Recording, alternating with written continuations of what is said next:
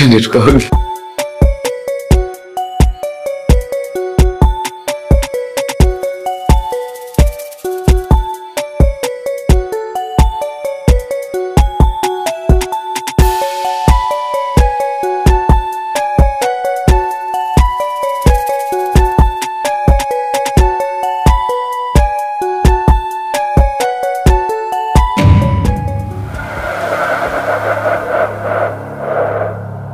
Ujio wa Mama Kalobo inakuwa ni mwisho wa furaha iliyotanda. Sasa wakati huu, je, kafuata nini nyumbani kwa Baba Kalobo pamoja na mdoli? Hilo ndilo swali kubwa ambalo watu wengi wana hamu sana kuweza kulisikia na kuweza kufahamu. Je, ni kitu gani amefuata ili hali tuweza kusikia wakati ule alipokuwa akiongea maoni mwake akisema kwamba hawezi akakubali kabisa kumpoteza Baba Kalobo, na kama basi atakubali kuweza kumpoteza Baba Kalobo, basi atahakikisha hakuna mwanamke yeyote yule ambaye atakuwa na yeye katika maisha yake. Yani Baba Kalobo hatoishi na mwanamke mwingine. Kwa hivyo hii ndio kitu ambayo imemleta hapa, na kilichomleta hapo ni kuweza kuleta vurugu kubwa sana. Je, amekuja kufanya nini? Hilo ndio swali kubwa ambalo nipo hapa kuweza kukufahamisha. Basi ni kitu cha msingi ni kwamba niukaribishe na moja kwa moja, hii ni Bongo Movie Network. Kitu cha msingi ni kwamba hakikisha unaonyesha upendo wako kubonyeza neno subscribe. Kama kweli unaipenda na kuikubali tamthilia hii, basi hakikisha unaungana na sisi kwa kubonyeza neno subscribe. Basi chukua nafasi hii niweze kualika moja kwa moja, hii ni Bongo Movie Network, kisehemu pekee ambayo unapata nafasi kuweza kutazama uchambuzi kwa kina, huku tukizungumzia mambo mengi kweli kweli na matukio kadhaa ambayo yamejili, lakini pia kubwa zaidi ni ile na kufahamisha ni kipi ambacho kinachokwenda kutokea. Tumeweza kuona jinsi gani ambavyo mtiririko wa tamthilia hii ulivyokuwa katika hatua hii ya 78 kuelekea 79 ilivyokuwa.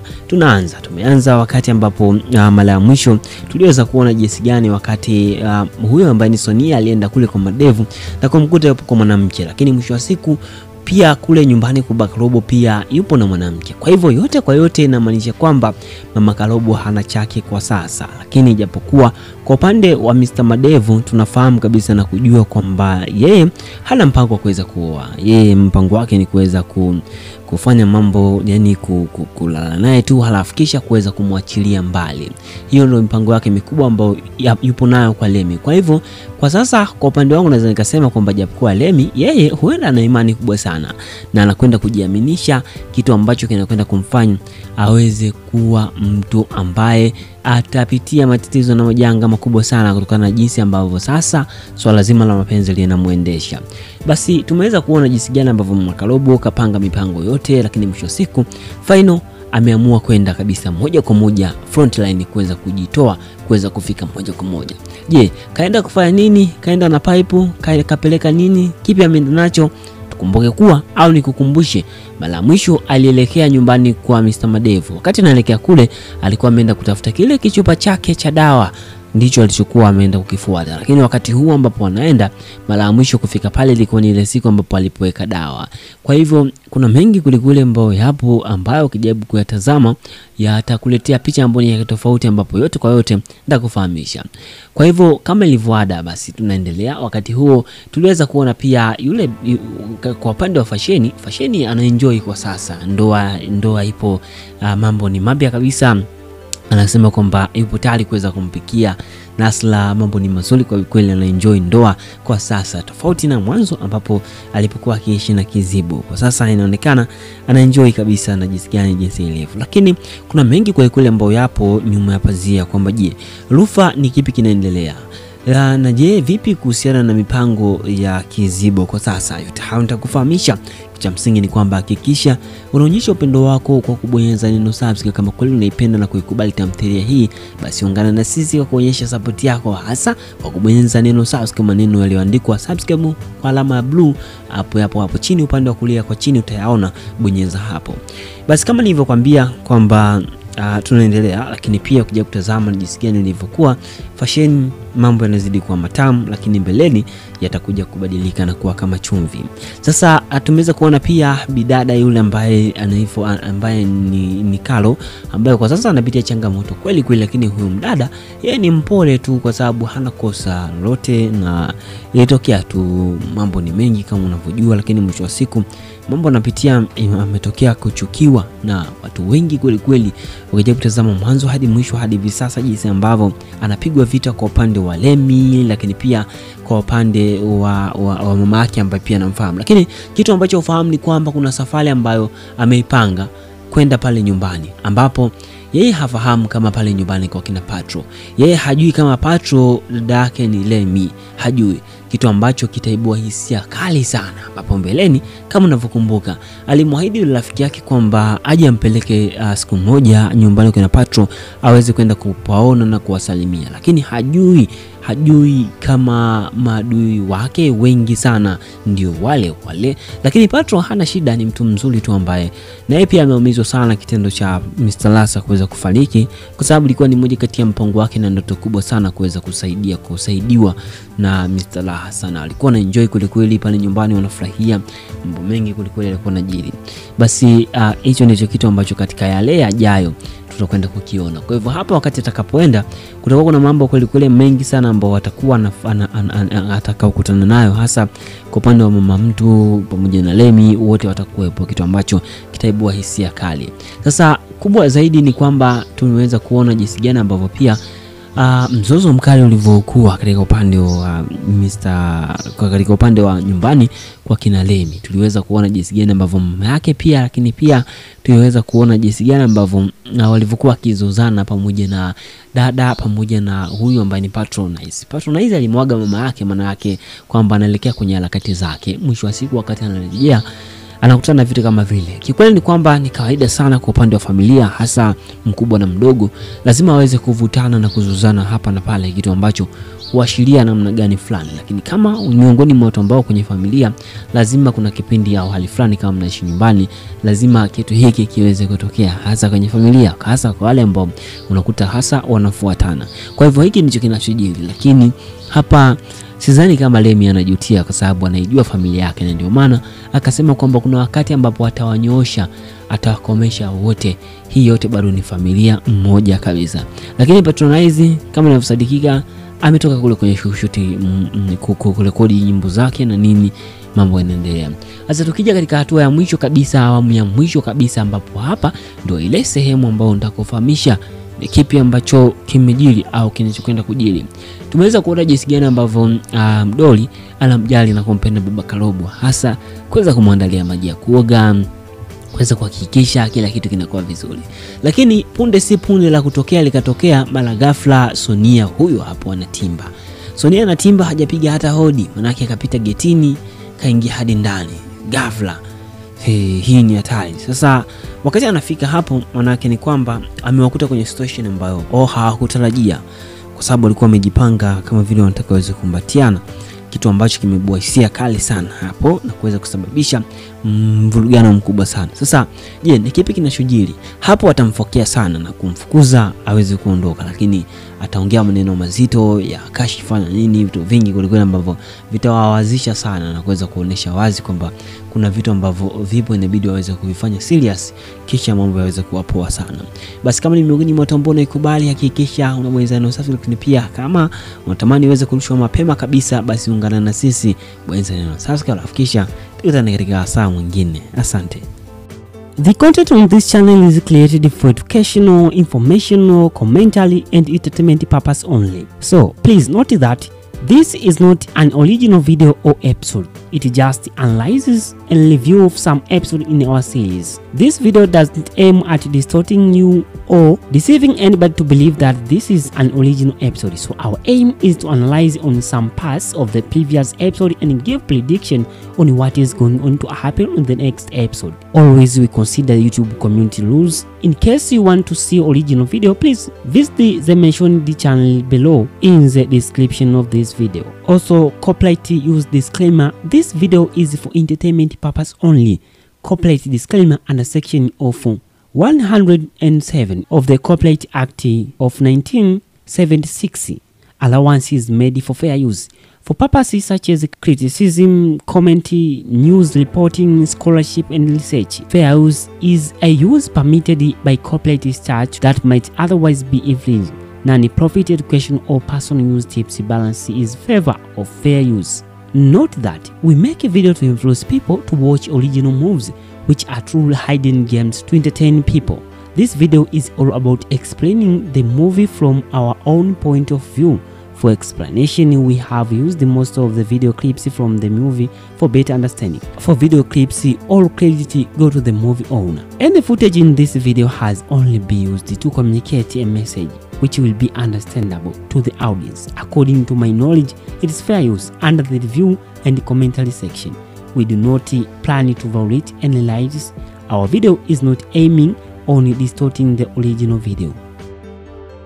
Ambacho hujui ni kwamba Sonia alikuwa amefuata ile dawa yake kwa ajili ya wanaume. Alikuwa amefuata ile dawa ambayo alimwekea Hansi. Mwisho wa siku mganga wake aliyemtengenezea ile dawa akawa ameshakwisha kushtuka, na ndio maana mara mwisho Hansi anasema kwamba wewe ni binti mdogo alafu kisha wewe ni mchawi. Hii kimaanisha kwamba ile kitu ndio alikuwa amekuja kuifuata kale kakopo ambako tukumbuka nyumbani kwa Bakalobo alikuwa amekaweka kule kwenye nguo. Kwa hivyo hicho ndicho kitu alichokuwa amekifuata. Lakini kikubwa au mbaya zaidi ni kwamba kwa sasa Sonia anazidi kuongeza maadui. Hapa adui mwingine ni huyu ambaye ni Mr. Hasi, Captain Madevo. Wadui kivipi? Wadui ni kwamba tunakumbuka kabisa aliweza kumwahidi baba Kalobo kwamba ndoa yake hatakubali iweze kuwa na amani. Lakini pia kwa mara nyingine tena kamwambia Hansi Mr. Madevo kwamba na yeye pia amani haitakuwepo. Hii inamaanisha wivu inazidi kumtesa huku mambo yake yakienda vibaya. Lakini Hendi anayesababisha mambo haya yaweze kwenda vibaya. Je, kwa upande wako ni kipi ambacho unaweza kumshauri huyu Sonia, au ni maoni gani ambao unayo hasa kwa jinsi ulivyotazama hatua hii? Basi naomba nikualike moja kwa moja. Hii ni Bongo Movie Network, sehemu pekee ambao unapata nafasi ya kutazama uchambuzi kwa kina, hasa tukizungumzia mambo mengi sana ambao yameweza kujiri, lakini kubwa zaidi ni namna jinsi ambavyo mambo yalivyo. Basi nichukue nafasi hii niweze kualika moja kwa moja, hakikisha unaonyesha upendo wako kubonyeza neno subscribe ikiwa ni ishara ya upendo. Kama kweli unaipenda na kuikubali tamthilia hii, basi hakikisha unaonyesha upendo wako kwa kubonyeza neno subscribe. Basi nikualike na karibu. Hapa ni sehemu pekee ambao unapata nafasi kuweza kutazama uchambuzi kwa kina, hasa tukizungumzia matukio kadhaa. Basi moja kwa moja tuweze kuanza. Katika scene iliyopita tumeweza kuona mwanzoni kabisa tukio kubwa kabisa lilikuwa ni tukio la kushtuka kwa Kizibo baada ya kukutwa kufumaniwa. Ile hali aliyoshtuka ilimfanya hata huyu mdoli aweze kushtuka pia na kushangaa.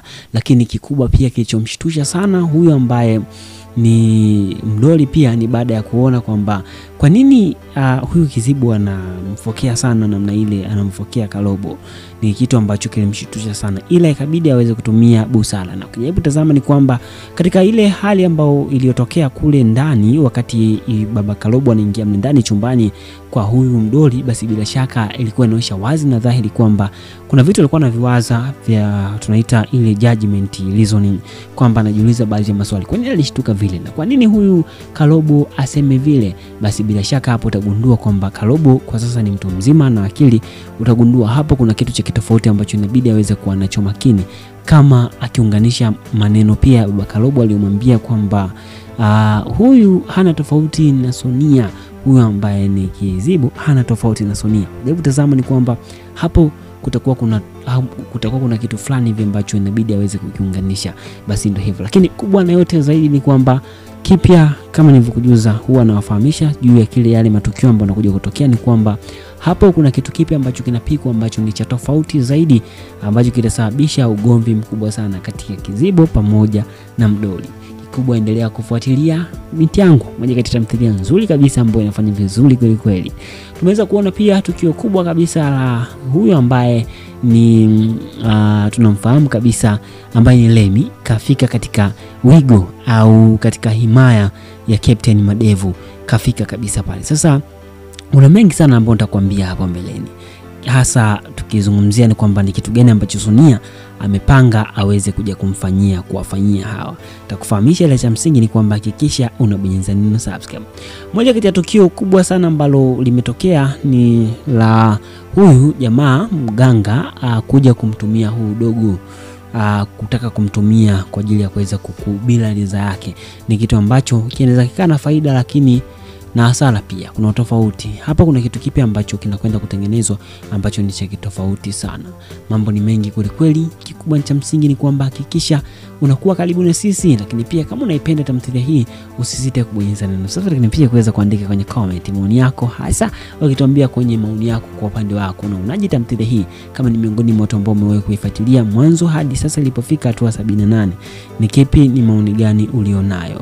Lakini pia tumeweza kuona kwamba Mdogo Mkumbo tayari hali yake imerejea na sasa yuko vizuri kabisa, tayari kwa ajili ya kuweza kuendelea na maisha yake. Lakini huyu jamaa lazima aweze kubadilika, hawezi kukubali hivi. Kitu kipya kinachokuja ni kwamba atachukulia easy sana, ataona ni rahisi tu, maisha ni rahisi, alafu kisha atarudia makosa yale atayarudia, kitu ambacho kitasababisha shida kubwa sana ambayo itakuja kutokea.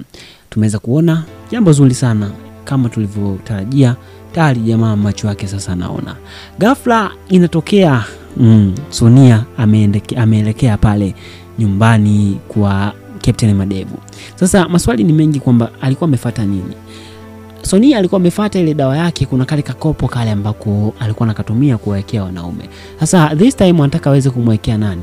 This time anataka tu akubali kuweza kuishi na yule mdogo wake, na mganga aweze kumwekea kale kitu. Sasa hii inakuja kuleta shida. Captain Madevu ameshachoma moto, kitu ambacho kinaonyesha wazi kwamba hakubaliani na mambo ya kichawi, hayapendi kabisa. Kwa hivyo hii inakuja ni mpya. Sasa tukiachana hao ni kwamba kwa sasa tumeweza kuona ni penzi jipya la Remi pamoja na huyu Captain Madevu. Kitu ambacho ni cha tofauti zaidi, ambacho kinakwenda kuonesha wazi kwamba hapo hakuna mapenzi. Kumbuka Captain Madevu yeye lengo lake ni tamaa zake tu, kwa sababu kiangalia kiukweli huyu binti ambaye ni Mama Kalobo ni mzuri, ukimwangalia ni binti mzuri sana, ni tofauti na Remi.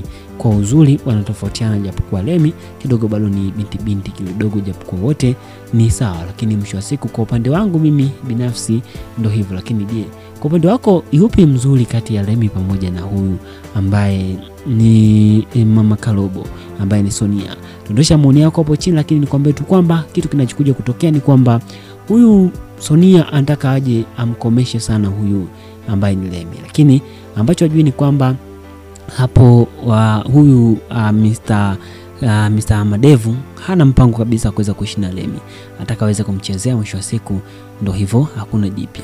Hapo ndipo hivyo. Sasa mambo ni mengi kweli. Kitu cha msingi ni kwamba hakikisha unatufuatilia, unabonyeza neno subscribe. Tukutane muda mwingine. Asante kwa kuwa na mimi.